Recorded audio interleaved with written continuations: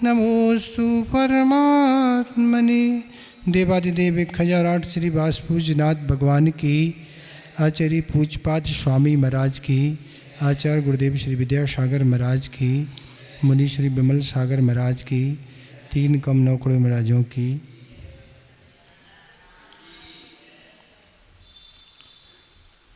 अब आचार्य महाराज बता रहे हैं कि किन ध्यानों का क्या फल होता है। संसारी प्राणी बिना ध्यान के तो रहते ही नहीं है, कोई ना कोई तो ध्यान चलता है, पर किस ध्यान के द्वारा किस फल की प्राप्ति होती है, ये बहुत महत्वपूर्ण बात है।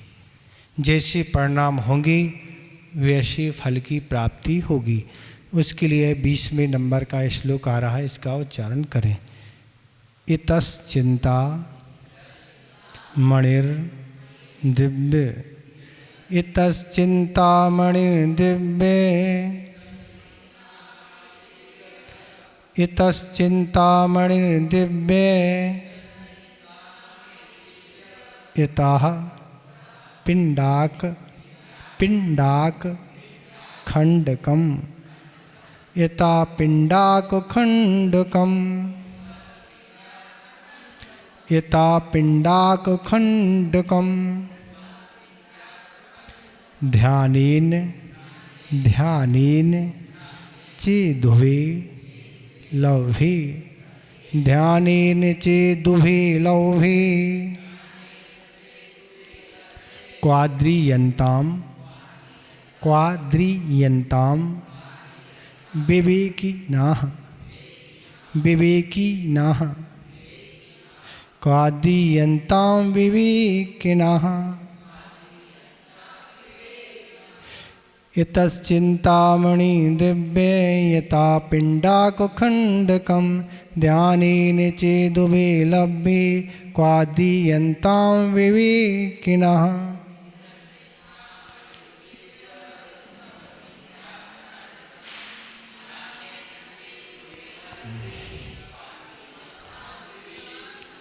ठीक हो रहा उच्चारण? कहीं कोई कठिनाई तो नहीं हो रही? तो क्या कह रहे हैं? यथा दिव्या चिंतामणि यथा पिंडाक खंडकम। इधर तो दिव्य चिंतामणि रत्न मिलता है, उधर खली का टुकड़ा मिलता है। चेद भी ध्यान लभ्य, यदि दोनों ही ध्यान के द्वारा प्राप्त होती हैं। विवेकिनः क्वा आद्रियन्ताम, तो बुद्धिमान मनुष्य कहाँ पर आदर करे, अर्थात किस वस्तु को प्राप्त करने की चेष्टा करे। इसमें आचार्य महाराज कह रहे हैं, इधर तो दिव्य चिंतामणि रत्न मिलता है। चिंतामणि रत्न क्या होता है? तो चिंतित वस्तु को प्रदान करने में एक सामर्थ्य पदार्थ होता है। व्यक्ति जिन पदार्थों की इच्छा करता है वह चिंतन करने से मिल जाती है। जो भी आपको चाहिए, चिंतामणि रत्न अगर आपके पास है, जिस पदार्थ की आपको आवश्यकता है आपको वह वस्तु उपलब्ध हो जाएगी। आपको कोई कहीं जाने की आवश्यक नहीं। पर हर आदमी को वह प्राप्त नहीं होती है। जिनका बहुत अधिक पुण्य होता है उनको मिलती होगी। कैसी कहाँ? तो एक रोहण पर्वत पर है मिलती है। तो इस तरह से ये आचार्य महाराज कह रहे हैं कि ये चिंतामणि रत्न प्राप्त। और दूसरी तरफ क्या है? उधर खली का टुकड़ा मिलता है। खली आप समझते हैं ना, जो भी मूंगफली होती है, तिली होती, सरसों तेल आदि, इनको जब मशीन में डाला जाता है तो उसमें से तेल निकलने के बाद जो शेष वस्तु बचती है उसको खली बोलते हैं। पशु खाते हैं। सुनते हैं अभी बिस्किट बनने लगे हैं, ऐसा सुनते हैं। खली के भी अब बिस्किट बनने लगे। आपको क्या पता? आपको तो खाने से मतलब है। किसके बन रहे हैं? जो भी खाते हैं ना, जो भी बिस्किट खाते हैं तो ऐसा सुनते हैं खली से बिस्किट बनते हैं। ऐसी जानकारी मिली है। कहाँ तक सत्य है ये नहीं कह सकती। तो इस तरह निस्सार वस्तु को खली कहते हैं, जिसमें से सारा तेल निकल चुका। अब वह गाय भैंसों को दी जाती है, ऐसा सुनते हैं, भूसे आदि में मिला के वो दी जाती है। तो ये कह रहे हैं इधर तो चिंतामणि रत्न उधर खली का टुकड़ा, चेद उभे ध्याने लभ्य, ये दोनों ध्यान के द्वारा प्राप्त होती हैं। दोनों अर्थ चिंतामणि रत्न और खली दोनों ध्यान के द्वारा प्राप्त होती हैं। तो ध्यान, धर्म ध्यान और शुक्ल ध्यान से क्या मिलता है? चिंतामणि रत्न प्राप्त होता है। जो धर्म ध्यान करते हैं वो और शुक्ल ध्यान करते हैं, उन्हें क्या होता है? चिंतामणि रत्न मिलता है। तो आचार्य उमा स्वामी महाराज ने तत्वार सूत्र के 9वें अध्याय में एक सूत्र दिया है, परे मोक्ष हेतु, आर्त और रोध ध्यान से परे दूसरे, कौन? धर्म ध्यान और शुक्ल ध्यान, ये दोनों क्या हैं? मोक्ष के हेतु हैं। क्यों? किन्हीं आचार्य ने 10वें गुणस्थान तक धर्म ध्यान माना है और बाकी के 11वें स्थान से शुक्ल ध्यान माना है। ऊपर के गुणस्थानों में वह शुक्ल ध्यान होगा, पर क्या हो गया? किन्हीं आचार्य ने 8वें गुणस्थान से शुक्ल ध्यान माना है। अलग अलग आचार्यों की अलग अलग विवक्षाएं हैं। तो इसमें क्या कह रहे हैं कि दोनों के अंत के ध्यान, शुक्ल ध्यान और धर्म ध्यान क्या है? मोक्ष के हेतु हैं। जिन आचार्य ने 10वें गुणस्थान तक धर्म ध्यान माना है तो वो श्रेणी चढ़ेंगे, तो जब तक धर्म ध्यान रहेगा फिर बाद में शुक्ल ध्यान होगा। तो वह धर्म ध्यान भी क्या हो गया? मोक्ष के लिए कारण हो गया। और जिन आचार्य ने 8वें गुणस्थान से शुक्ल ध्यान माना है तो शुक्ल ध्यान मोक्ष के लिए कारण हो गया। तो इसलिए कह रहे हैं कि दोनों अंत के ध्यान क्या हैं? मोक्ष के हेतु हैं। तो इसलिए धर्म ध्यान से क्या है? धर्म ध्यान आज्ञा विचय नाम का धर्म ध्यान है। तो ये आज्ञा वचन का धर्म ध्यान है। तो इससे क्या होगा? इससे आज्ञा विचय ये धर्म ध्यान का अपन मुख्य रूप से यहाँ अगर विचार करें तो भगवान की जो आज्ञा है उस आज्ञा को स्वीकार करने, भगवान ने जैसा कहा है उस रूप उसको स्वीकार करना, अपनी बुद्धि नहीं लगाना। क्योंकि हम आपको क्षुषम ज्ञान है और हम आपको उतना ज्ञान नहीं है कि हम हर चीज़ का निर्णय कर सकें, पर भगवान को केवल ज्ञान है। उनने जो केवल ज्ञान में देखा है, उनने जो बताया है वो परंपरा से आज गणधर परमेष्ठी, आचार्य परमेष्ठी और मुनियों की परंपरा से हमें जो श्रुत के माध्यम से प्राप्त हुआ है वो हमें स्वीकार करने योग्य है। तो इसमें ये कह रहे हैं कि अगर वह व्यक्ति धर्म ध्यान करता है तो उसको क्या है? परंपरा से मोक्ष की प्राप्ति होती है। धर्म ध्यान करने से क्या होगा? पुण्य का संचय होगा, पाप कर्म की निर्जरा होगी और वह हमें आगामी कालों में वह पुण्य काम आएगा। तो अभिषेक है, पूजन है, विधान है, पंचकर्णक है, माला फेरना, स्वाध्याय करना, दान देना, भक्ति करना आदि आदि, बहुत तप करना, अनेक प्रकार का धर्म ध्यान है। जिस समय हम ये सब कुछ कर रहे हैं उस समय क्या हो रहा है? धर्म ध्यान हो रहा है। और जब धर्म ध्यान हो रहा है तो हम आर्त और रोध ध्यान से बच रहे हैं। नहीं तो एक ही ध्यान होगा एक काल में, सब तो एक साथ होंगे नहीं। तो इसलिए ये काम अगर धर्म ध्यान का करेंगे तो क्या है? परंपरा से मुक्ति हमें हो जाएगी, बहुत से काम हो सकती है। बताया था कि लगता है कि हम धर्म ध्यान कर रहे हैं पर होता आर्त और रोध ध्यान है, हम उसको पकड़ नहीं पाते। हम क्या कहते? धर्म ध्यान कर रहे हैं, धर्म की चर्चा कर रहे हैं, पर धर्म की चर्चा थोड़ी देर होती है और फिर क्या होती है? फिर वहाँ की चर्चा चालू हो जाती है। तो इस तरह से अपन को स्वयं पकड़ के चलना है कि हमारा धर्म ध्यान हो रहा है कि आर्त और रोध ध्यान चल रहा है। सारी परिभाषाएं धर्म ध्यान की और आर्त रोध ध्यान की परिभाषाएं आचार्य ने दी है। उनके आधार पे अपन लगा सकते कि हमारा कौन सा ध्यान चल रहा है।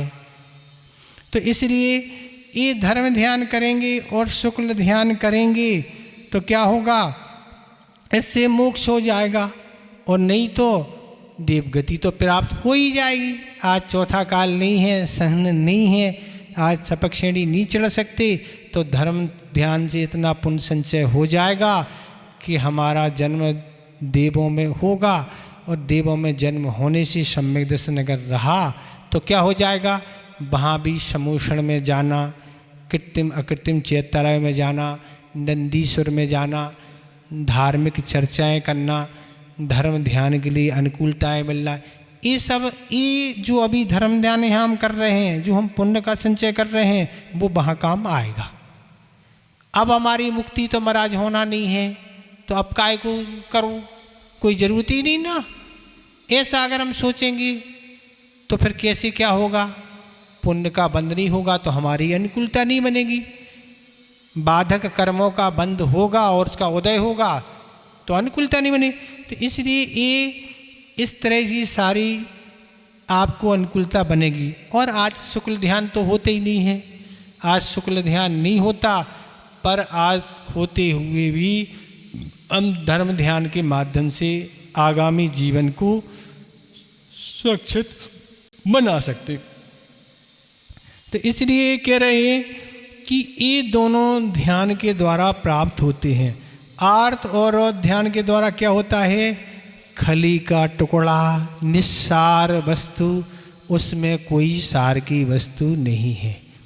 तो आचार्य कह रहे अगर आपको खली चाहिए है तो अच्छे से आर्त और रोध ध्यान करते चले जाओ।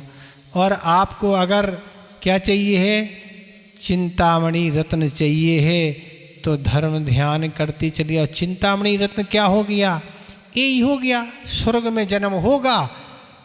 और मनुष्यों में तो पसीना पसीना हो जाते हैं, कोई भी वस्तु चाहिए, पर वहाँ तो पसीने की कोई बात ही नहीं ना। 10 प्रकार के कल वृक्षों से सब कुछ आपके मन के अनुकूल मिल जाएगा।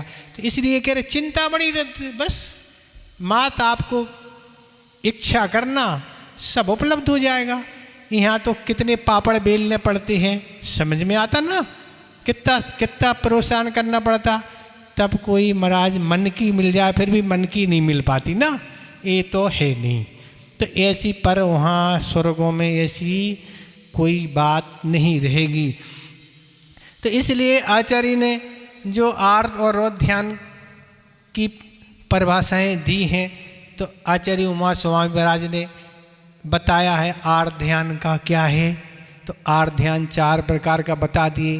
क्या बता दिया कि अप्रिय पदार्थों का संयोग होने पर उसका वियोग करने के लिए निरंतर चिंतन करना, ये पहला अनिष्ट संयोगज नाम का आर्त ध्यान है। क्या हो गया, अप्रिय पदार्थ का संयोग हो गया। अप्रिय क्या हो गया, कोई शत्रु किसी को परेशान कर रहा है तो क्या हो रहा है, इसका वियोग हो जाए, उसका अभाव हो जाए। तो क्या करना, समन्वहार, समन्वहार पद रखा। समन्वहार का अर्थ क्या होता है, स्मृति को दूसरे पदार्थ की ओर नहीं ले जाके बस बार बार मन उसी में लगा है। कहाँ लगा, वो शत्रु से हम बहुत परेशान हैं, बस किसी भी तरह से उसका अभाव हो जाए। ये क्या हो गया, आर्त ध्यान, पहला आर्त ध्यान हो गया, अनिष्ट संयोग है। और भाई परेशान कर रहा है, कोई दुकानदार परेशान कर रहा है, और भी फैमिली मेंबरों में भी हो सकते, सास बहू का मैटर है, पति पत्नी का मैटर है, बहुत सारे हैं, ननंद बहू का है, कोई भी हो सकता है उदाहरण के लिए, जिससे आप परेशान हैं। बस यही सोचना, बस इसका हमसे नाता छूट जाए। ये क्या हो गया, आर्त ध्यान हो गया। ठंडी पड़ रही चली जाए, गर्मी चली जाए, बारिश चली जाए, ये देव हमें परेशान कर रहे, ये चोरों से हम परेशान हैं, हम इससे परेशान। ये क्या चल रहा है? आड़ ध्यान चल रहा है। तो क्या हो रहा है? खड़ी का टुकड़ा मिलने वाला है। ये सोचो ना, दुर्गति हो सकती है ऐसे परिणामों से। क्या होगा? तो सामयिक पाठ का श्लोक याद रखो, स्वयं कृतम कर्म यदात मना परा फलम तदीयम लभते शुभाशुभ। हमारे किए हुए कर्म का फल हमें प्राप्त हो रहा है। अगर हम समता नहीं रहेंगे पुनः फिर बंद होगा, फिर उदय में आएगा। तो इसलिए ये सोचो, ठीक है हमारा कर्म का उदय है तो आप मालाएं फेरें, अनुष्ठान करें, अच्छा काम करें, तो वो कर्म जल्दी टल जाएगा। आपकी असाता कर्म चल रहा, साता कर्म का उदय आ जाएगा। तो ये हो गया। और दूसरे नंबर क्या है? विपरीतम मनोज्ञ से, उससे विपरीत अर्थात इस पदार्थ के वियोग हाजिर हो जाने पर उनकी प्राप्ति के लिए बार बार चिंतन करना, इष्ट का वियोग। इष्ट कौन है? तो सबके इष्ट अलग अलग हैं। पुत्र भी है, स्त्री भी है, भाई है, माता पिता, मित्र है, धन है, राज है, कोई भी प्रिय वस्तु हो सकती। मोबाइल भी प्रिय है ना, मोबाइल भी चला गया, गुम गया, कब प्राप्त हो जाए, गाड़ी गुम गई, और भी कोई चीज़ गुम गई, बस स्मृति लगा है, अब वो जल्दी मिल जाए। अब और कहीं पे नहीं लगा, कहाँ? वहीं लगा। ये क्या हो गया? ये दूसरा आड़ ध्यान हो गया। इससे भी क्या हो गया? इससे भी खली का टुकड़ा मिलेगा। तो अब पनोक पदार्थों का वियोग हो जाने पर पुनः संयोग के लिए अत्यंत चिंतन धारा चलती है। मन अन्य पदार्थ में न जाके बस बार बार उसी में जाता है। ये तो खली का टुकड़ा हो गया। पर और क्या है? एक अच्छा भी हो सकता है। इष्ट का वियोग क्या हो गया? जब महाराज का यहाँ से बिहार होगा तो उसका विचार करना, ये बुरा नहीं है। तो ये क्या हो गया? उनका बिहार हो जाना, तो फिर आड़ ध्यान होता है। देखो इतने समय उनका संयोग रहा, पर अब महाराज जी जाने वाले हैं, या जाने वाले क्या हैं, चले ही गए, तो होगा ना। तो ये बुरा नहीं है, पर उन चीज़ों को लेके करते हैं तो वह बुरा है। तो इस तरह ये हो गया दूसरा। तीसरा नंबर, तीसरा का वेदना यास्य, वेदना होने पर उसे दूर करने के लिए सतत चिंतन करना, ये तीसरा आड़ ध्यान है। बात आदि विकार जनित दुख वेदना होने पर, शरीर में बात के द्वारा तकलीफ हो रही, पित्त के द्वारा हो रही, कफ के द्वारा, शरीर में कोई भी तकलीफ हो रही, बस यही लगा है ये तकलीफ कैसे जाए, कैसे जाए। तो क्या हो रहा? ये भी तीसरा आड़ ध्यान चल रहा है। तो महाराज क्या करें? उसका ही उपचार कराएं। सोचने से क्या, जो जानकार व्यक्ति है, जिस उस व्याधि के बारे में, उनसे पूछें भैया हमें ऐसी ऐसी तकलीफ है, आप उपचार बताएं, उपचार कराएं। रात दिन उसको सोचने से क्या ठीक होगी? क्या नहीं होगी। तो उसको इस तरह से उपचार के माध्यम से, औषधि परहेज आदि के माध्यम से उसको दूर करें तो अच्छा रहेगा। ये हो गया। और तीसरा निदानम चे, तो निदान भी आड़ ध्यान है। भोगों की तृष्णा से पीड़ित होकर रात दिन आगामी भोगों को प्राप्त करने की ही चिंता करना, ये चौथा निदान नाम का आड़ ध्यान है। अपने किए गए पुण्य के फल से मुझे क्या मिले, हम अभी जो पुण्य संचय कर रहे हैं उससे हमें देव पद मिल जाए, हम चक्रवर्ती बन जाए, नारायण बन जाए, बलभद्र बन जाए, ऐसी सुख की प्राप्ति हो। उस पुण्य के फल से मुझे हम शत्रु का मूल से उच्छेद कर दूं, मुझे ऐसी शक्ति अथवा मुझे पूजा प्रतिष्ठा लाभ आदि की प्राप्ति हो। इस प्रकार क्या है, हमारी हम जो तप साधना कर रहे हैं उससे हमारी दुनिया में खूब पूजा हो, हमारी खूब प्रतिष्ठा बढ़े, हमें खूब धन का लाभ हो, इसलिए धर्म ध्यान और साधना करना। तो ये क्या हो गया? ये सब निदान हो गया। और निदान संसारिक वस्तुओं का होता है। तो भविष्य में भोग सामग्री प्राप्त करने की जो लालसा होती है उसको निदान कहते हैं। निदान में कम मिलता है। निदान में जितना आपने तप साधना से पुण्य कमाया है उतना नहीं मिलेगा, कम मिलेगा, ये है निदान। उससे ज़्यादा तो मिलने की बात नहीं, उतना ही नहीं मिलता है। और दुख खो कम्मक खो, ये भावना करना, ये निदान नहीं है। ये संसार की भावना नहीं, हमारे दुखों कर्मों का क्षय हो, ये भावना करना, ये निदान की कोटि में नहीं। जिन गुण संपत्ति हो मध्यम, हे भगवान आपने जो गुण प्राप्त कर लिए उन गुणों की हमें प्राप्ति हो जाए, ये निदान नहीं, ये संसार से छूटने की भावना है। तो इस तरह से ये 4 प्रकार का आर्त ध्यान है, एक खली के टुकड़े के समान है। और 4 प्रकार का ऐसे ही क्या है, रोध ध्यान है। हिंसानंदी, हिंसा में आनंद मानना। आज मोबाइल आदि और जगह जगह गेम खेलती हैं और गेम में भाव हिंसा होती है, द्रव्य तो नहीं कर पाते हैं, तो ये भी क्या हो गई, हिंसानंदी हो गया। युद्ध करना, बलि देना, सांप बिच्छू चूहे आदि इन सब चीज़ों को, और फिल्म सीरियल आदि में हार जीत, पशुओं को लड़ाना और हिंसा में आनंद मानना, ये भी क्या है, रोर ध्यान है। इसमें भी पाप का संचय होता, बेटे बेटे कर लेते हैं। ये सूत्र इसलिए दिए, इसलिए विचार करो कि हम कहाँ आर्त ध्यान कर रहे और कहाँ रोध ध्यान कर रहे, ये विचार करने वाली बात है। तो दूसरे को पीड़ा में आनंद मानना, कलह में आनंद मानना, दूसरे को झगड़े में आनंद मानना, ये क्या है, हिंसानंदी रोध ध्यान है। इससे बचना आवश्यक है। किस गुणस्थान का ये ध्यान है, इस पे डिपेंड है। और अगर रहा निचले गुणस्थानों का, आयु का बंध हो गया, दिक्कत हो जाएगी। मृषानंद क्या है, मृषानंद झूठ में आनंद मानना। 1 अप्रैल आता, आपके यहाँ मनाते नहीं, हम घर में थे तब सुना है, 1 अप्रैल आता है, उसमें लोगों को बेवकूफ़ बनाते हैं। तुम्हारे पति का बेव हो गया, तुम्हारे मित्र का एक्सीडेंट हो गया, उनका ये हो गया, हुआ कुछ भी नहीं, केवल तो ये क्या हो गया, मृषानंद, उसको परेशान करके आनंद मनाना, ये दूसरा।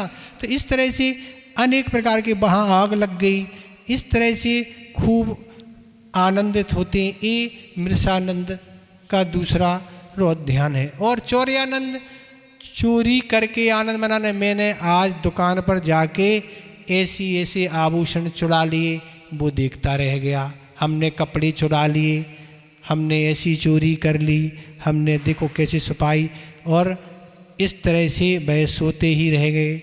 चोर आदि भी कहता है, देखो हम चोरी करने गए, सारा माल साफ करके ले आए, वो सोते रह गए।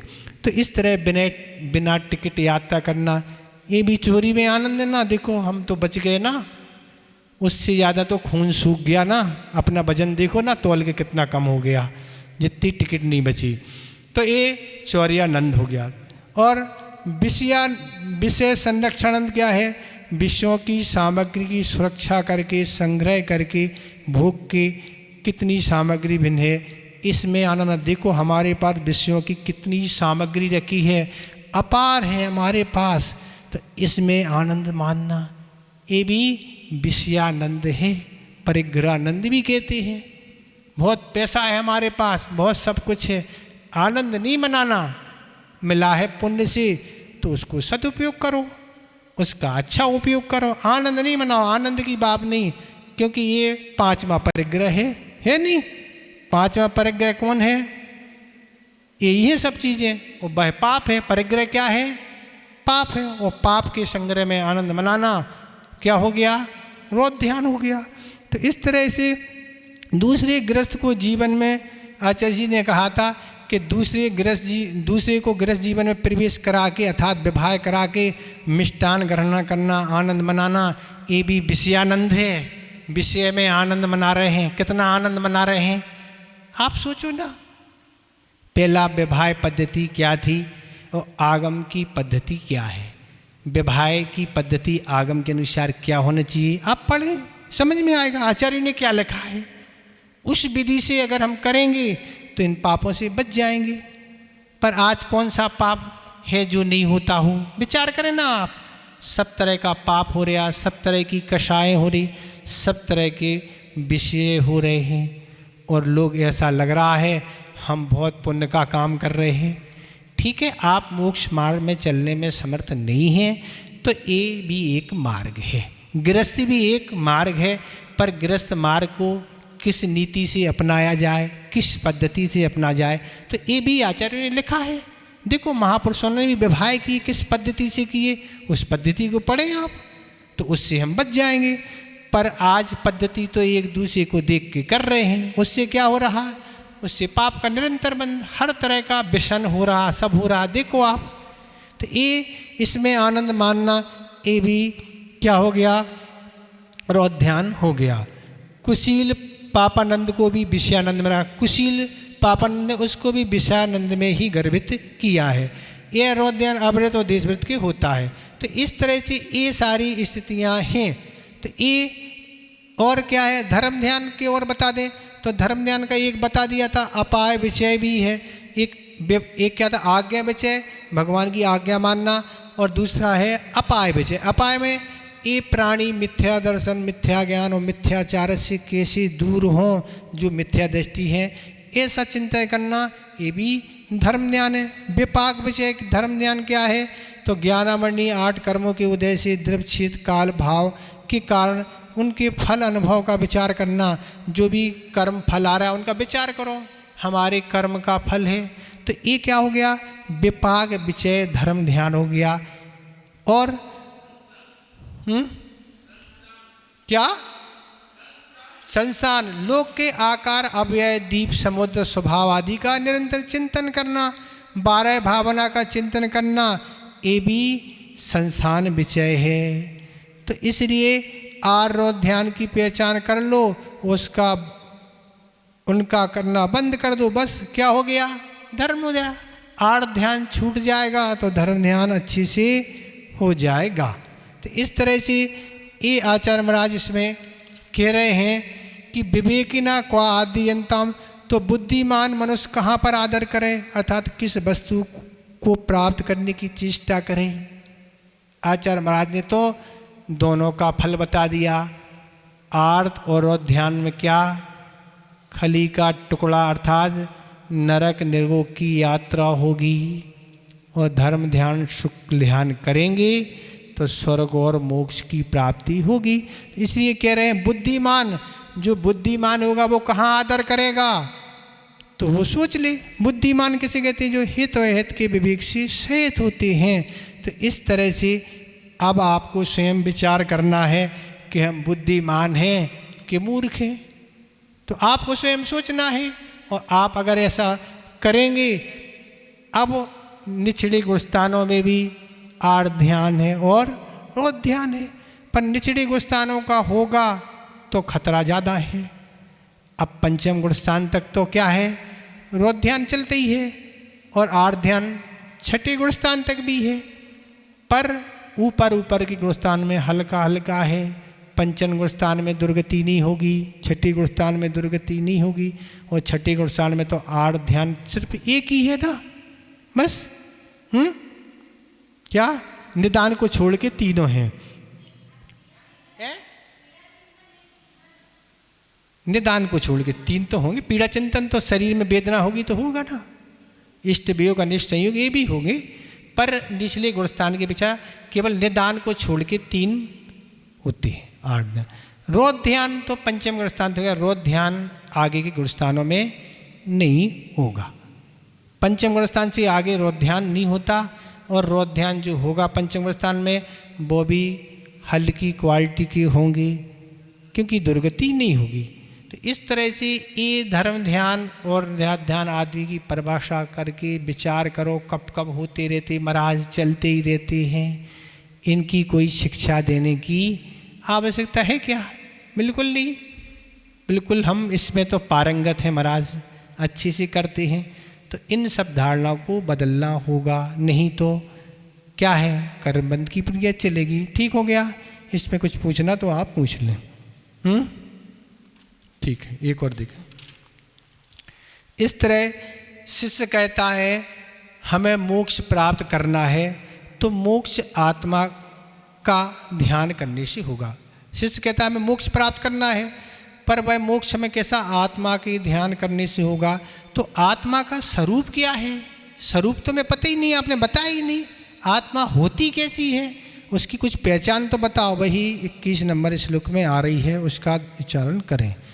शो संवेदन सुव्यक्तस्तस, शुभ व्यक्तस, शुभ शुभ बा का सुराग, शुभ व्यक्तश, शुभ व्यक्तश, सुसंवेदन शुभ व्यक्तश, सुसंवेदन शुभ व्यक्तश, तनु मात्रो निरत्या, तनु मात्रो निरत्या, अत्यंत शौकवानात्मा, अत्यंत शौकवानात्मा, लोका लोक विलोकना, लोका लोक विलोकना, स्वसंवेदन सुव्यक्तश तनुमात्रो निरतया, अत्यंत शौकवानात्मा, लोका लोक विलोकना।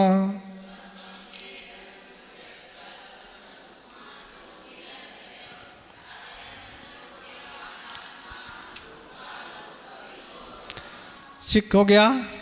तो क्या कह रहे, आत्मा स्वसंवेदन सुव्यक्ता, ये आत्मा आत्मा अनुभव के द्वारा सुस्पष्ट प्रकट होता जाना जाता है। क्या कह रहे हैं, ये आत्मा आत्मा के अनुभव के द्वारा ही स्पष्ट जाना जाता है।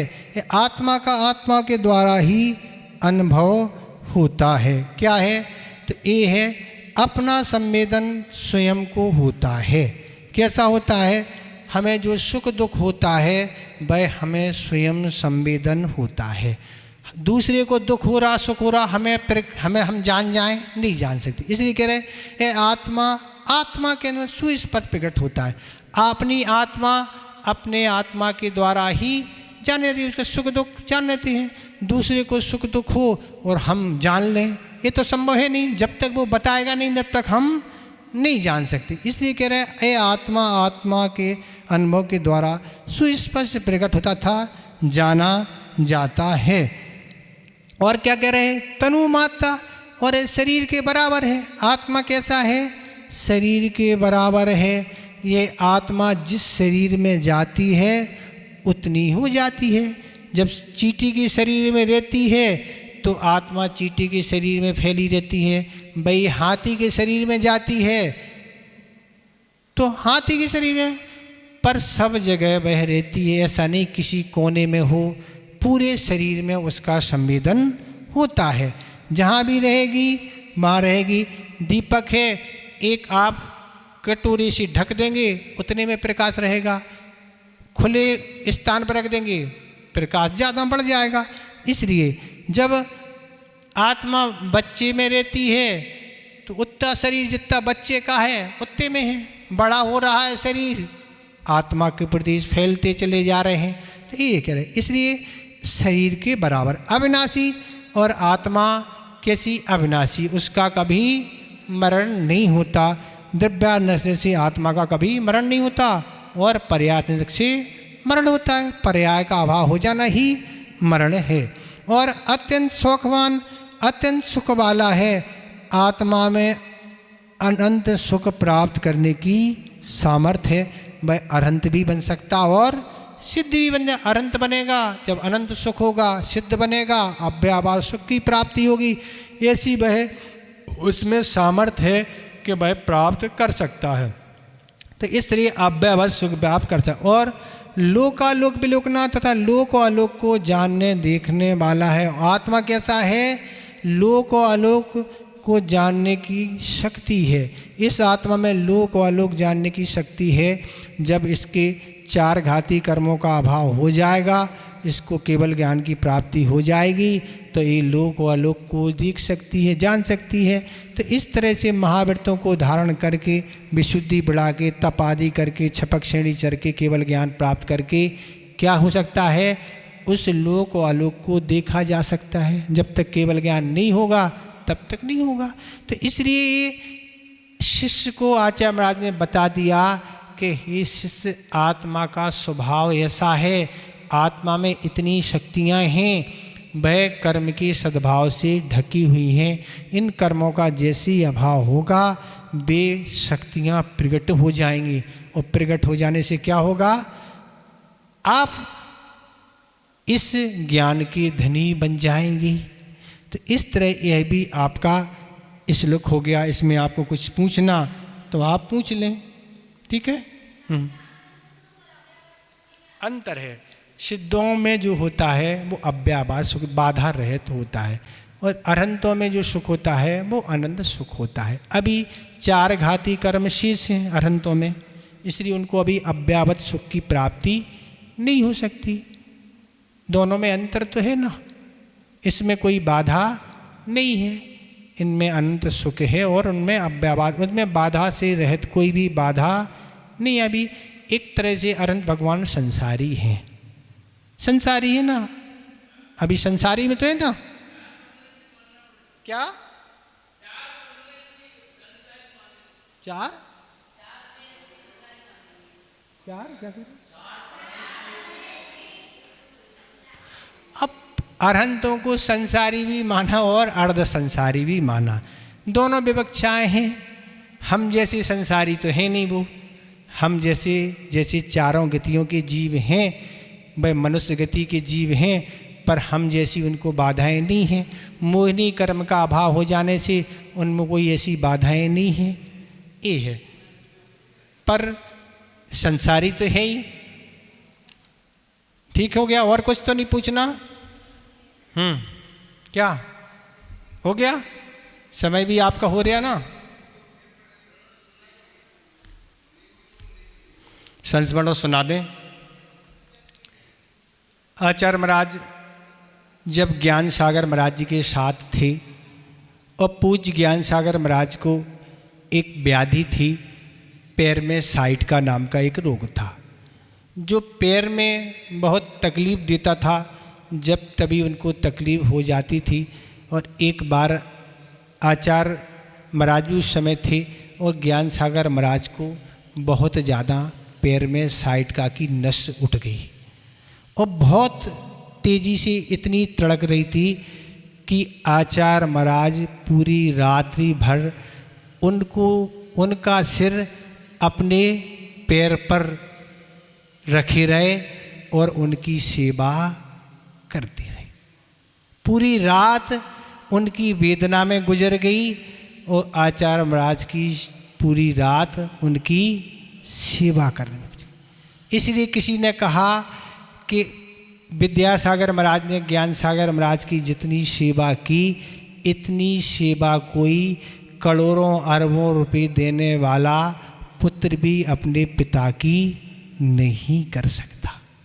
और लोगों ने यहाँ तक लिखा है कि जो आज आचार्य महाराज की ख्याति प्रसिद्धि है, वह उनकी सेवा का ही फल है। समय हो रहा है, इसलिए अभी कुछ नहीं सुनाएंगे, कभी देखेंगे। बोधि समाधि परिणाम शुद्धि स्वात्मोत लब्धि शिव शौक सिद्धि चिंतामणिम चिंतित वस्तु दाने त्वं बंद मानस ममस्ते।